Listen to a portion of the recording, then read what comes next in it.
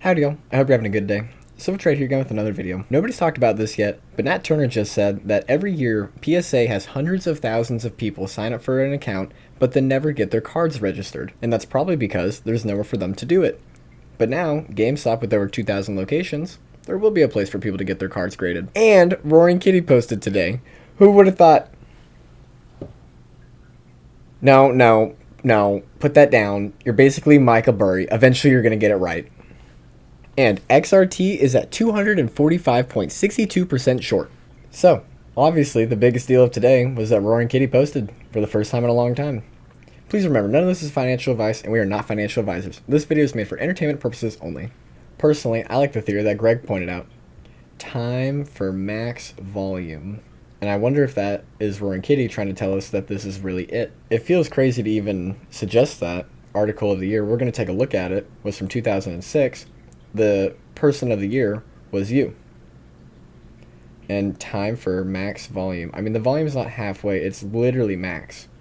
I can't say the exact numbers, but hundreds of thousands of people sign up for PSA for an account every year, make it to the online submission center, and then don't submit.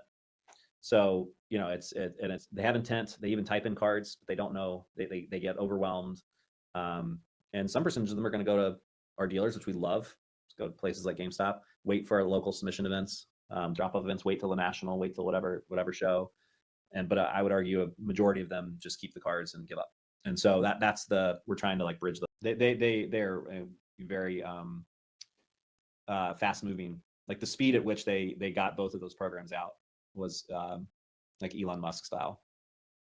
And the cool part about GameStop is that they have a person behind a counter. You know, LCSs have the same thing. The problem with LCSs is like I can only name 2 of them that have more than 1 location, and so there's no scale to any of them. And whenever you look close at Roaring Kitty's picture, not only did he get over 7 million views in the first 12 hours, but it's 109. Could that mean January 9th, which is actually in T plus 35 days? But no, because we're not really huge on that. I'm sure a lot of y'all already know this, but if you go over to his YouTube channel, I believe the 109 is him referring to this. This is another reason I believe that it could really be here. That's it. All right, so thanks Nicholas, thanks Nick for tuning in, and I think that if there's a couple other viewers too, thanks so much for tuning in. I really appreciate it. It's nice to have people tuning in for this, but it's just yeah, I hope you had a good time, and I hope maybe see you on the next stream as well. But otherwise, thanks for tuning in, and have a nice night. Cheers. Now I got to learn how to. This is my first time ending a stream. I don't even know how to end the stream. I think I just click end stream over here. I don't know, but let's see. Or do I stop on my OBS? I use OBS. Do I stop on OBS first? I'll probably just do end stream first. All right. Have a nice night.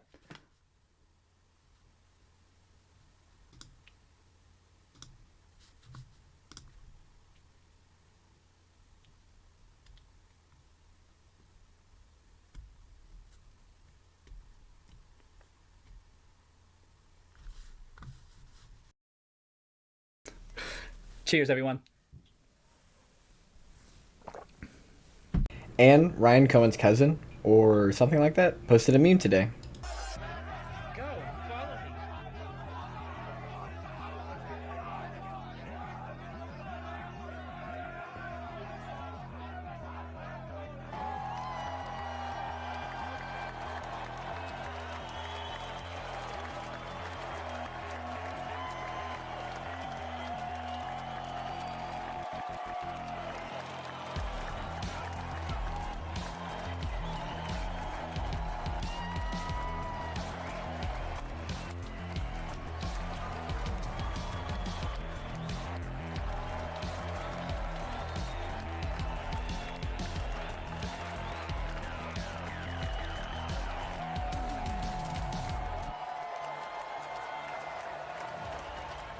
You gotta chill.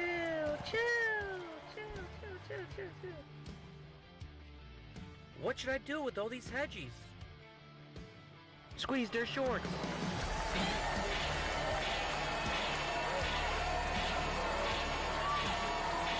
And back in September, he posted this, right on this yellow line. Not a bad call. And he probably posted on that date because he saw we were close to the 200 moving average, but still above it. And if you look at the video, even though we're 1:09 in, it's at the start. Could we be at the start? And is this a reference to his previous meme right here? The edition of Time magazine that Roaring Kitty posted today was from December 25th of 2006, where Time magazine had the year of you. If you'd like, please pause it and read it. But could this be a reference to this is finally our year? And today on GameStop, we had the highest volume we've seen since June. Manufacturer's Life Insurance Company buys 69,340 shares of GameStop Corp. on December 5th, 2024. Roaring Kitty's post today has gotten us back above this channel. Very exciting. Nat Turner filed a form for GameStop today, but he still doesn't own any shares. I wonder if there's a restriction on him for some reason.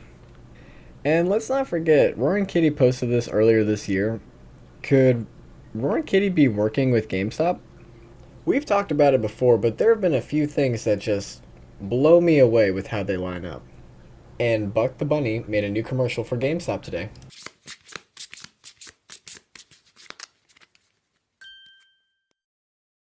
Bold and edgy. I love it.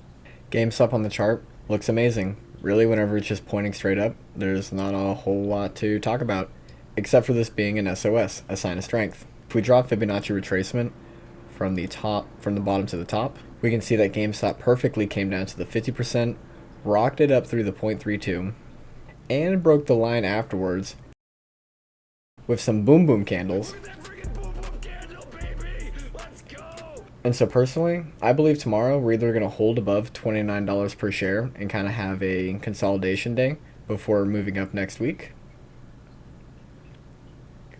Or maybe, since we broke through this line today, it just rockets straight up to $31.59 and tests it.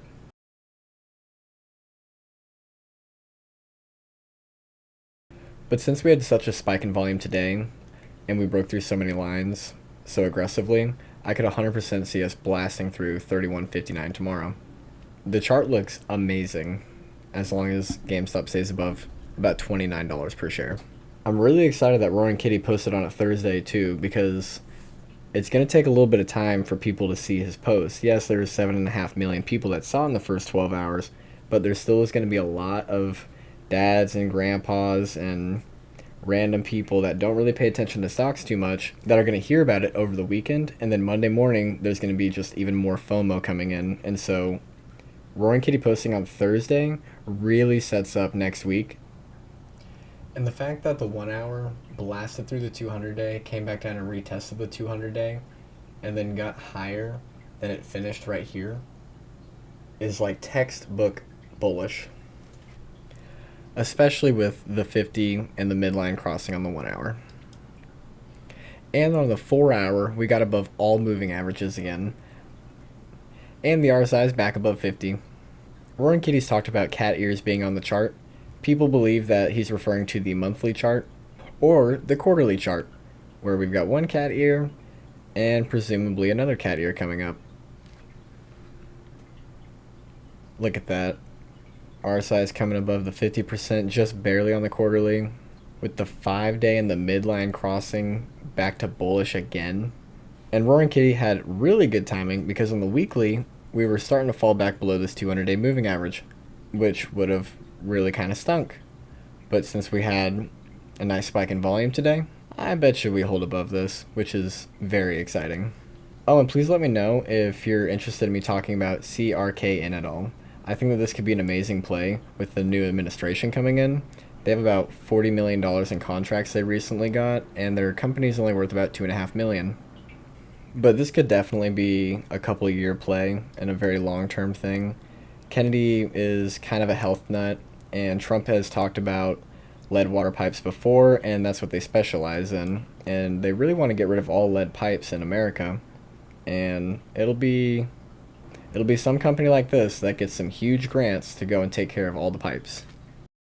Kind of the other big thing that you guys had this year was the GameStop stuff. And I have to imagine, like, how does something like that come? Like, obviously GameStop got into cards with the whole, like, they wanted to buy cards back and stuff like that. But how does something like that come together of two? I don't know that you guys are two companies that you would think would be like a match made in heaven per se, but it feels like in the early on it's worked quite well. But how does like something like that come together to even begin? Yeah, I have to give them credit. I mean, this was their idea. In fact, when I first heard the idea on our corp dev team, as I mentioned before, they spearheaded this and deserve credit as well. Like, was like, what? GameStop wants to, buy I didn't even, I'd been to GameStop many times in my life, but I just couldn't connect the dots initially. I'm embarrassed to admit it. Like, like like to buy graded cards, like that's where it started. And then, but they were so smart about it. Like they knew that they wanted to limit it to graded. They knew they wanted to, which I love, start with PSA, graded only. They knew about card ladder. Like they knew everything. And they came to us, they're like, here's what we want to do. And we're like, all right, like, here are APIs and here's card ladder and have fun. And then, they called us a few weeks later, like, hey, we want to start accepting raw cards for grading. I'm like, what? Like, what do you mean? Like, you're not a card shop. And then, boy, did we realize, how wrong we were. They're very fast moving. Like the speed at which they got both of those programs out was like Elon Musk style. It was really cool. So when the buying thing came out, I was like, okay, like I get it, but I don't.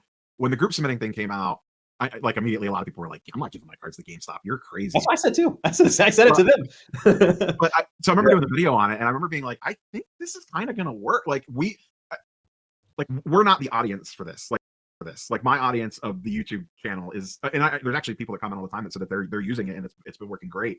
But generally speaking, I don't know that my audience is the audience that GameStop's going for. I think they're going for that casual audience, and I'm sure I have to imagine you're probably seeing a bulk of TCG coming in from. Yeah, it's like 90%. That. Yeah, that doesn't surprise me at all. But like I kind of get it. Like I kind of got that part. I'm like, I think this is actually going to work. So I wasn't like super surprised. Yeah, when I saw, like the revenue numbers come out in the GameStop thing. Oh yeah. I'm like, I'm not like super surprised that they got that many cards in.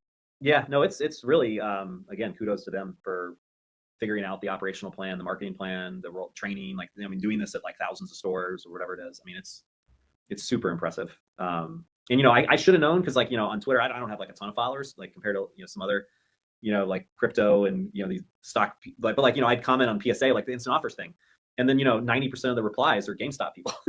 Like, when is this going to launch on GameStop? I'm like, what do you like? I think there's more GameStoppers than card collectors responding to commenting on stuff now. So it just shows you how big of a brand GameStop is, how big their retail presence is. What's that quote? The story of, or I'm going to butcher it, but their demise was far exaggerated, or whatever the right, the rhetoric on them for years has, has been negative, but if you actually are in this community, like go to one, and again, I hadn't been to one in a few years because I'm not in the gaming world much at all. I'm a card guy, but the community is really alive of people going in those stores, buying cards. So I went to one literally an hour ago here in Orange, Southern California, town of Orange in Orange County. And I mean, there's more Pokemon cards in there than games. It should probably be Card Stop instead of GameStop.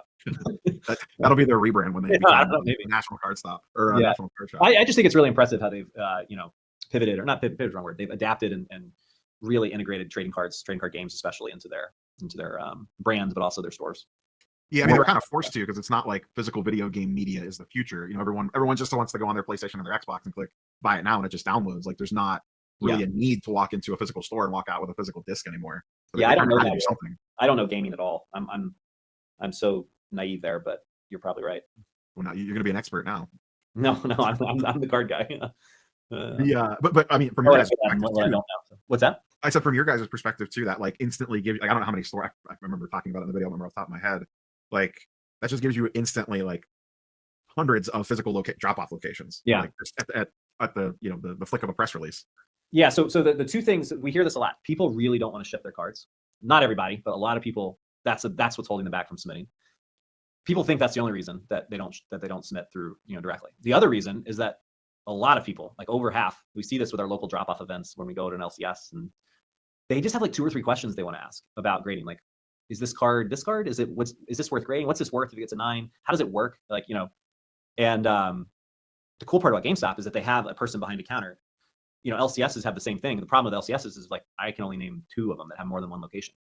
And so there's no scale to any of them. And we've desperately been adding new dealers, new shops over the years. But yeah, to your point, the cool part of GameStop is they have a lot of locations, but what's even cooler is that they have humans in there that are passionate, who are working there, who are happy to answer questions about the Pokemon cards you just walked in with. They may not know everything about it, but at least they're a friendly face that can, help you. And like I said before, GameStop's done a great job of training, their employees across the country to, answer these sorts of questions. And that's a big part of what holds people back from grading. The cards are out there. It's not an issue of that. It's, you know, it's a person walks in with their binder and they're like, here's my son's card collection from 1999, you know, Pokemon. I want to submit these and sell them. Which one should I? Like that, we see that, you know, a lot. Yeah, you know, sometimes I think we're so in the thick of it of like, oh, well, submitting the PSA is easy. Like I just log on, I fill out the Really PSA hard. and the cards, and it's good. Like it's the simplest thing in the world because we do it all the time. I think people lose perspective of, okay, you know, little Timmy wants to grade his Pikachu that he just opened, and the mom and dad have no idea what PSA might even is. You know, Oh, it's really hard. I mean, we say all the time, our customers are experts. That's our biggest strength and weakness. Like the people who submit to us know what they're doing. The weakness is that it's really intimidating when you don't know what you're doing. Like pull up our online submission center, declared value. Like what are these? Like you know, which we just removed, thankfully. But like that's max value now. Yeah, max insured value. Yeah, there's so many little things like that you know turn people off. Like we have the I can't say the exact numbers, but hundreds of thousands of people sign up for PSA for an account every year, make it to the online submission center, and then don't submit. So you know it's they have intent. They even type in cards, but they don't know. They get overwhelmed. And some percentage of them are going to go to our dealers, which we love. Just go to places like GameStop, wait for our local submission events, drop-off events, wait till the national, wait till whatever show. But I would argue a majority of them just keep the cards and give up. And so that's we're trying to like bridge those things for them. I mean, you heard it from Nat Turner himself. How exciting is that? Hundreds of thousands of people every year don't submit their cards, but make a whole account and even look up their cards, but they can't find a location for it. Very exciting. But thank you guys so much if you made it this far in the video. I really appreciate every single one of y'all. Thank you for stopping by. And if you're still learning or struggling to learn, this is not financial advice, and don't take it this way, and don't take it that way. This is just my personal opinion. But if you're still struggling to learn how to trade, you've got to start by reading the Bible to be blessed with the wisdom. I know, I'm crazy. It will really help you. But thank you guys, and God bless you.